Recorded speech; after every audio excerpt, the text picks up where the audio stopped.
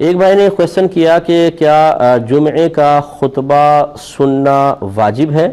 یہ سنا ہے ہم نے، وہ کہتے ہیں تو اگر کسی نے خطبہ نہ سنا، کوئی شخص خطبہ نہ سن سکا تو کیا اس کا جمعہ ہو جائے گا یا نہیں؟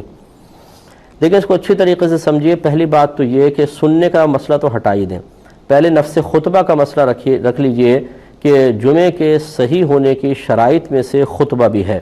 اگر خطبہ ہی نہیں ہوگا تو جمعہ نہیں ہوگا۔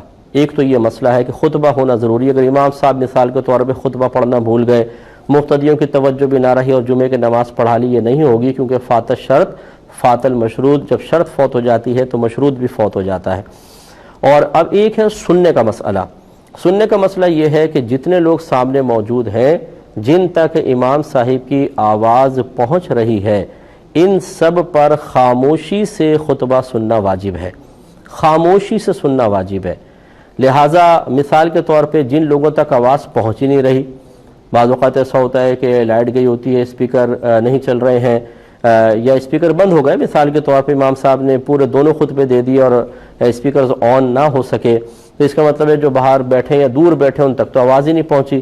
اگر نفس مسئلہ یوں ہوتا کہ جب خطبہ سنیں گے تو جمعہ صحیح ہوگا ورنہ نہیں، تو پھر ان کی نماز تو نہیں ہونی چاہیے۔ تو یہ مسئلہ نہیں ہے کہ خطبہ سننا لازم ہے، نہیں سنیں گے تو نماز نہیں ہوگی، بلکہ مسئلہ وہ ہے کہ جمعے کے صحیح ہونے کے لیے خطبہ ہونا ضروری ہے، اور سننے کے سلسلے میں حکم یہ ہے کہ جتنے نمازی ہیں سامنے موجود کہ جن کے کانوں تک آواز پہنچ رہی ہے، ان پہ خاموشی سے سننا واجب ہے۔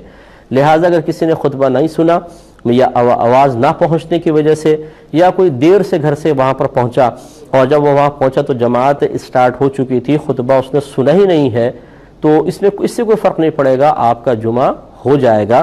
تو خلاصہ کلام یہ ہے کہ جمعے کے صحیح ہونے کے لیے خطبہ شرط، لیکن مقتدی کا جمعے کی نماز صحیح ہونے کے لیے خطبہ سننا لازم نہیں ہے۔ اگر نہیں بھی سنا اس کی نماز ہو جائے گی، لیکن ہونا یہی چاہیے کہ ہم پہلے سے آ کے مسجد میں بیٹھیں۔ اگر امام صاحب کا بیان معیاری ہے اور اچھا بیان ہے، اصلاحی بیان ہے، کچھ سیکھنے کو ملتا ہے، عالمانہ بیان ہے، تو ضرور سنیں، A to Z سنیں، اپنا وقت نکال کر آئیں، اچھی طریقے سے سنیں۔ اس کے بعد خطبہ بھی خاموشی سے سنیں تاکہ بے شمار برکات حاصل ہوں۔